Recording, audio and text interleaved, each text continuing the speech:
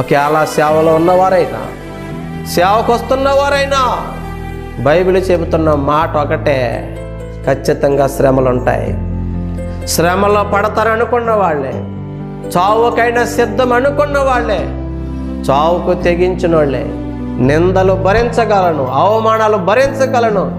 యాండి ఎంతమంది ఉన్నా లేకపోయినా, ఎవరున్నా లేకపోయినా, ఏమున్నా లేకపోయినా, యాండి ఆకలైనా, దప్పికైనా, చావైనా, బ్రతుకైనా, కష్టమైన సేవ చేస్తాను అనే మనసుంటేనే సేవకు రండి.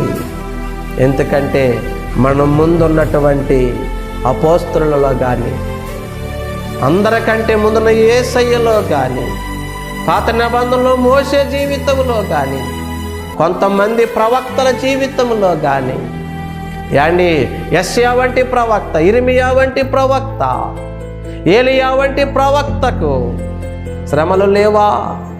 నిందలు లేవా? అవమానాలు లేవా? ఉన్నాయి.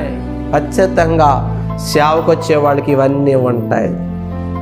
అవి ప్రిపేర్ అయ్యి సిద్ధపడితే సేవకు రండి.